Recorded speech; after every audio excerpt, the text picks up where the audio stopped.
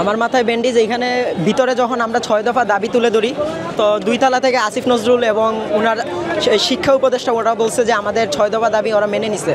তৎক্ষণিক মুহূর্তে ওরা এটাও বলছে যে প্রধান উপদেষ্টার পেজে নাকি 6 দফা দাবি যে মেনে নিছে ওইটার একটা করা হয়েছে।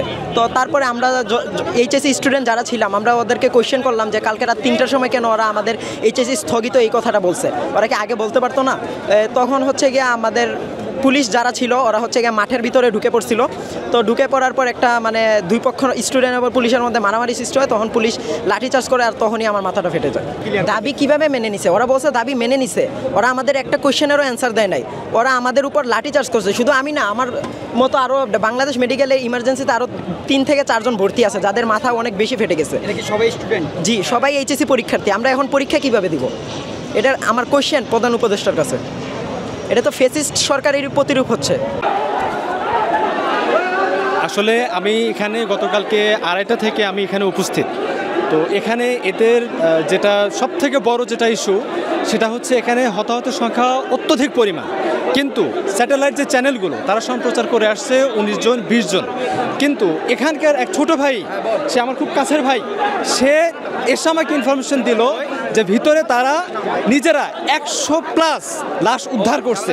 তাহলে স্যাটেলাইট চ্যানেলগুলো তারা কি করে এটা প্রকাশ করে 19 থেকে 20 জন তারা মারা গেছে? কি করে মানে এই সকল মানে মিস ইনফরমেশন কেন ছড়ানো হচ্ছে? লাশ নিয়ে কিসের রাজনীতি বলেন? আপনাদের ধারণা কত সংখ্যক আর কি নিহত হয়েছে এখানে? এখানে ভাই গতকাল 150 মিনিমাম 150 মিনিমাম কথা বুঝছেন? কালকেই কিন্তু আপনারা বলছেন কয়জন? 15 জন 20 জন। এত গোপনীয়তা কিসের ভাই? এত গোপনীয়তা কিসের? আপনারা কিসের দালালি করেন? এখানে বলতেছি এটাই পর্যন্তই, আপনার ক্যামেরা পর্যন্তই, এটা বাইরে যাবে না, এটা যাবে না ভাই। আমি কথা দিচ্ছি এটা যাবে।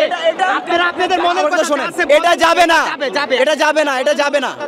আর যে ছেলে ছোট ছোট ভাই বোনেরা দ্বারা তো আপনাদের উপর উত্তেজিত হয়েছে ভাই, আপনারা মাইন্ড করেন, করতে পারেন। আপনারা স্যাটেলাইট কিন্তু এতগুলা প্রাণ গেছে নিউজ আসে নাই, যারা স্যাটেলাইট বুঝতে পারছেন? তাদেরকে আমরা ডেকে সেগুলো আমরা প্রকাশ করছি যে এরকম অবস্থা 200+ হবে।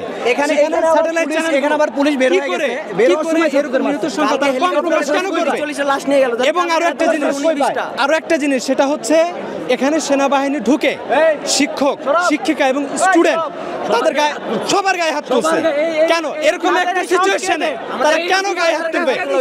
এই রাইটটা তাদের কে দিছে? স্টুডেন্ট শিক্ষক কি কেন হাত তুলবে তারা? এই জবাব আমাদেরকে দিতে হবে। আমরা এখানে উপস্থিত ছিলাম গতকাল থেকে।